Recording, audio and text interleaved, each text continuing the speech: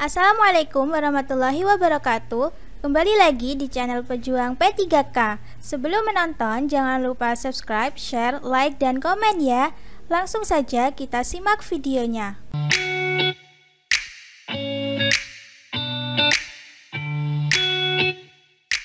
1. Tujuan UU PKS yang tidak tepat adalah A. Mengajak keluarga aktif bergerak di bidang ekonomi produktif. B. Mensosialisasikan pengelolaan keuangan keluarga. C. Meningkatkan ketahanan dan kemandirian keluarga. D. Mensosialisasikan tabungan pendidikan keluarga. E. Mewujudkan keluarga kecil, bahagia, dan sejahtera. Jawabannya adalah D. Mensosialisasikan tabungan pendidikan keluarga. Pembahasan. Tujuan dari Unit Pelayanan dan Pemberdayaan Keluarga Sejahtera atau UU PKS biasanya berfokus pada aspek ekonomi, sosial, dan kesejahteraan keluarga. Mensosialisasikan tabungan pendidikan keluarga bukanlah tujuan yang umum terkait dengan UU PKS. Tujuan umum UU PKS lebih berkaitan dengan pengelolaan keuangan, peningkatan ketahanan ekonomi, dan kesejahteraan keluarga secara keseluruhan, bukan hanya pada tabungan pendidikan. 2. Program pendataan keluarga dilakukan setiap periode waktu A. 5 tahun, B. 6 tahun, C. 8 tahun, D. 9 tahun. Jawabannya adalah A. 5 tahun. Pembahasan. Program pendataan keluarga biasanya dilakukan setiap periode waktu tertentu dan dalam banyak negara, program pendataan keluarga dilakukan setiap 5 tahun. Oleh karena itu, jawaban yang benar adalah A. 5 tahun. 3. Faktor berikut ini yang bukan penentu kepuasan klien dalam mendapatkan pelayanan kontrasepsi adalah A. Pemberian informasi lengkap. B. Lingkungan pelayanan yang ramah. C. Ketersediaan pilihan alat kontrasepsi. D. Keterampilan klinis provider pelayanan. Jawabannya adalah B. Lingkungan pelayanan yang ramah. Pembahasan. Kepuasan klien dalam mendapatkan layanan kontrasepsi biasanya lebih dipengaruhi oleh faktor-faktor seperti pemberian informasi lengkap, ketersediaan pilihan alat kontrasepsi, dan keterampilan klinis provider pelayanan. Lingkungan pelayanan yang ramah juga bisa berperan, tetapi faktor-faktor lain lebih penting dalam memengaruhi kepuasan klien dalam mendapatkan layanan kontrasepsi. 4. Konseling KB yang efektif akan A. Memberi nasihat pada klien mengenai alat atau cara kontrasepsi tertentu yang dapat mereka pakai. B. Dapat menghasilkan keputusan penggunaan kontrasepsi sesuai kebutuhan dan kondisi medisnya. C.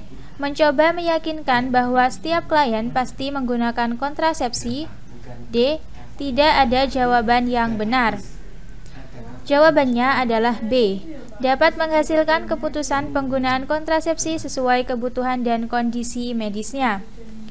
Pembahasan.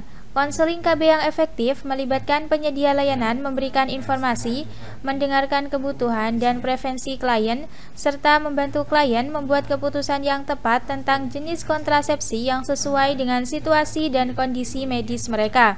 Tujuan utama adalah memberikan dukungan dan informasi yang memungkinkan klien membuat keputusan yang baik untuk diri mereka sendiri. 5. Salah satu perbedaan antara konseling dan pemberian informasi adalah bahwa konseling KB A. Tidak membutuhkan pemberian fakta-fakta mengenai klien. B. Melibatkan penasihatan mengenai hal-hal yang akan dilakukan klien. C. Melibatkan proses berbagi pengetahuan, perasaan, dan kepedulian klien. D. Tidak ada jawaban yang benar. Jawabannya adalah C. Melibatkan proses berbagi pengetahuan, perasaan, dan kepedulian klien. Pembahasan. Konseling KB melibatkan proses berbagi pengetahuan, perasaan, dan kepedulian klien. Konseling adalah interaksi antara penyedia layanan dan klien yang melibatkan diskusi, pertanyaan, dan pemahaman bersama tentang kebutuhan, pengetahuan, perasaan, dan keputusan klien terkait dengan KB. Konseling KB tidak hanya tentang memberikan informasi, tetapi juga tentang mendengarkan klien, memahami perasaan dan kebutuhan mereka, dan membantu mereka membuat keputusan yang sesuai. Istilah tidak mendapatkan hate adalah A. Anorame, B. Amore, C. Amenore, D. Anomere, E. Anore. Jawabannya adalah C. Amenore. Pembahasan. Amenore adalah istilah medis yang digunakan untuk menggambarkan kondisi di mana seorang wanita tidak mengalami menstruasi atau haid selama periode waktu yang biasanya diharapkan. Menstruasi adalah proses fisiologis alami di mana lapisan dalam rahim dilepaskan jika tidak ada kehamilan yang terjadi. Kondisi amenore dapat disebabkan oleh berbagai faktor, termasuk masalah hormon, gangguan nutrisi, stres, olahraga berlebihan, perubahan berat badan yang drastis, serta kondisi medis tertentu. Amenore dibagi menjadi dua jenis utama. 1. Amenore primer. Ini mengacu pada ketidakmampuan seorang wanita untuk mengalami menstruasi untuk pertama kalinya saat mencapai usia yang diharapkan, biasanya pada awal remaja atau usia lebih dari 16 tahun. 2. Amenore sekunder. Ini merujuk pada situasi ketika seorang wanita yang sebelumnya telah mengalami menstruasi berhenti mengalaminya selama 3 bulan atau lebih tanpa ada penyebab fisiologis yang jelas seperti kehamilan. Amenore bisa menjadi tanda adanya masalah kesehatan, dan jika seseorang mengalami amenore, penting untuk berkonsultasi dengan tenaga medis atau profesional kesehatan untuk menentukan penyebabnya dan menerima perawatan yang sesuai jika diperlukan. Ini karena amenore dapat menjadi gejala kondisi medis yang lebih serius atau berdampak pada kesehatan secara keseluruhan. 7. Iud termasuk dalam MKJP karena bisa memberikan perlindungan terhadap kehamilan hingga jangka waktu A. 4 tahun, B. 6 tahun, C. 10 tahun, D. 8 tahun, E. 2 tahun. Jawabannya adalah C. 10 tahun. Pembahasan. IUD atau intrauterine device adalah metode kontrasepsi yang ditempatkan di dalam rahim oleh tenaga medis. IUD bekerja dengan beberapa mekanisme, termasuk mengganggu pergerakan sperma, mencegah pembuahan, dan mengganggu implantasi telur yang telah dibuahi di dinding rahim. Salah satu keuntungan dari IUD adalah bahwa ia dapat memberikan perlindungan terhadap kehamilan selama jangka waktu yang cukup lama. Salah satu jenis IUD yang tersedia di pasaran adalah IUD yang dapat memberikan perlindungan hingga 10 tahun. Ini berarti setelah IUD ditempatkan dalam rahim, seorang wanita tidak perlu khawatir tentang kontrasepsi selama 10 tahun ke depan, selama IUD tetap efektif dan sesuai untuk kondisinya. Tentu saja, IUD dapat dihapus lebih awal jika seorang wanita memutuskan untuk hamil atau mengganti metode kontrasepsi. Pilihan C, yaitu 10 tahun, adalah jawaban yang benar karena ini adalah jangka waktu perlindungan yang umumnya terkait dengan IUD yang dirancang untuk jangka waktu yang panjang. 8. Meningkatkan kualitas masyarakat untuk memenuhi hak-hak dan kesehatan reproduksi merupakan tujuan dari program A. KB, B. PKPR, C. PKHS atau Pendidikan Keterampilan Hidup Sehat, D. UKS, E. Kesehatan Keluarga dan Reproduksi. Jawabannya adalah A. KB. Pembahasan. Program Keluarga Berencana atau KB atau Kependudukan dan Keluarga Berencana atau KB adalah suatu program yang bertujuan untuk mengendalikan pertumbuhan penduduk dan memberikan akses serta informasi terkait dengan kesehatan reproduksi kepada masyarakat. Salah satu tujuan utama dari program KB adalah meningkatkan kualitas masyarakat, termasuk dalam hal hak-hak dan kesehatan reproduksi. 1. Mengendalikan pertumbuhan penduduk. Dengan adanya program KB, pemerintah berusaha mengendalikan pertumbuhan penduduk agar sesuai dengan tingkat pertumbuhan ekonomi dan sumber daya yang tersedia. Hal ini membantu masyarakat untuk memenuhi kebutuhan dasar mereka. 2. Hak-hak reproduksi. Program KB memberikan akses kepada individu dan pasangan untuk membuat keputusan yang bijak terkait dengan jumlah anak yang mereka ingin miliki dan kapan mereka ingin melakukannya. Ini berarti mendukung hak-hak reproduksi, termasuk hak untuk mendapatkan informasi dan pelayanan kesehatan reproduksi yang berkualitas. 3. Kesehatan reproduksi. Program KB juga menyediakan informasi dan layanan kesehatan reproduksi yang meliputi pemantauan kehamilan, perawatan prenatal, kelahiran yang aman, dan pengendalian penularan penyakit menular seksual. Dengan demikian, program ini membantu meningkatkan kesehatan reproduksi masyarakat. Program KB ini memiliki tujuan yang lebih luas daripada sekedar pengendalian kelahiran, yaitu meningkatkan kualitas hidup dan kesejahteraan masyarakat melalui pengelolaan pertumbuhan penduduk dan pemberian akses yang lebih baik terhadap informasi dan layanan kesehatan reproduksi. 9. Metode kontrasepsi yang masa efektifnya relatif lama dan terdiri dari tubektomi dan vasektomi adalah A.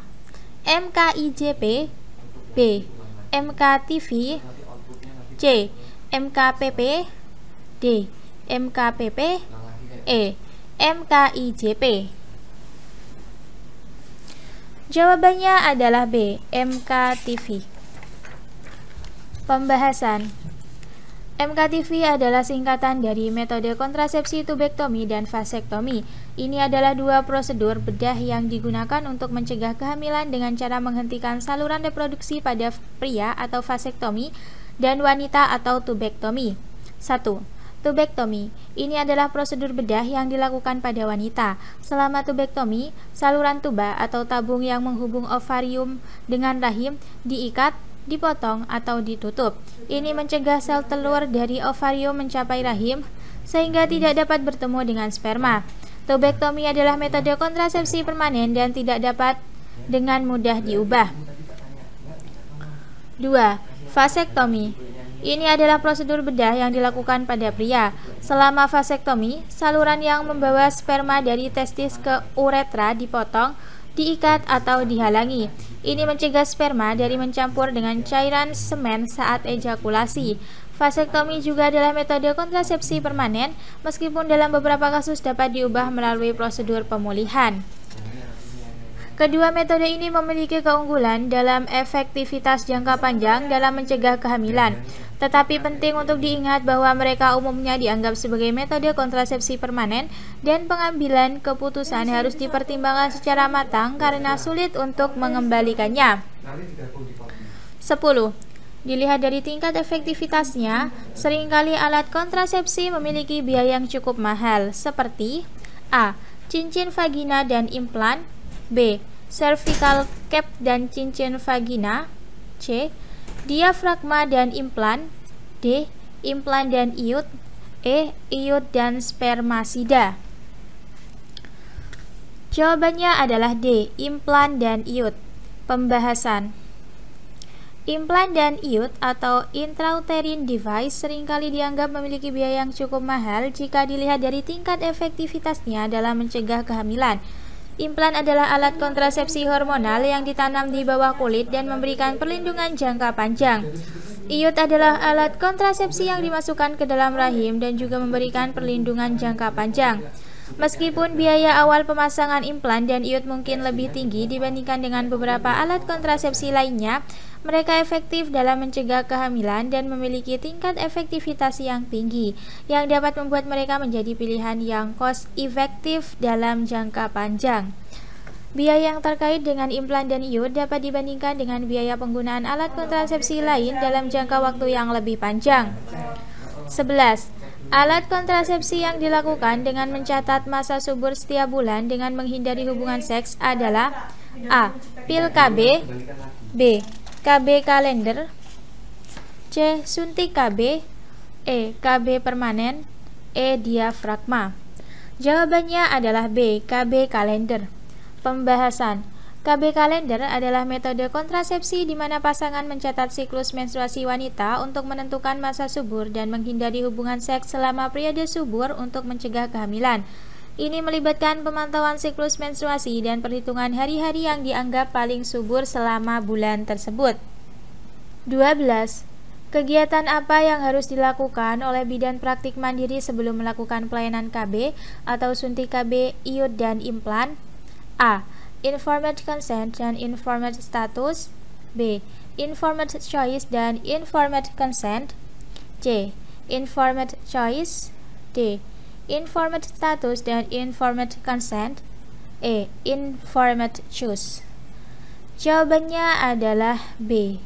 Informed choice dan informed consent. Pembahasan. Informed choice atau pilihan yang diberikan informasi adalah proses di mana seorang bidan atau penyedia layanan kesehatan memberikan informasi lengkap dan objektif kepada klien atau pasien tentang berbagai jenis kontrasepsi yang tersedia. Informasi ini mencakup keuntungan, kerugian, efek samping, dan keberlanjutan dari setiap metode kontrasepsi. Tujuan dari informed choice adalah memberikan pemahaman yang baik kepada klien sehingga mereka dapat membuat pilihan kontrasepsi yang sesuai dengan kebutuhan dan preferensi mereka. Informed consent atau persetujuan yang diberikan informasi adalah langkah selanjutnya setelah klien memiliki pemahaman yang cukup tentang pilihan kontrasepsi. Ini melibatkan klien yang secara sukarela dan dengan pengetahuan penuh memberikan persetujuan mereka untuk menerima pelayanan kontrasepsi tertentu. Dalam proses informed consent, klien biasanya akan diberi informasi lebih lanjut tentang prosedur kontrasepsi yang akan dilakukan, efek samping yang mungkin terjadi, serta risiko dan manfaatnya. Klien memiliki hak untuk menolak atau menerima pelayanan kontrasepsi setelah memahami semua informasi ini.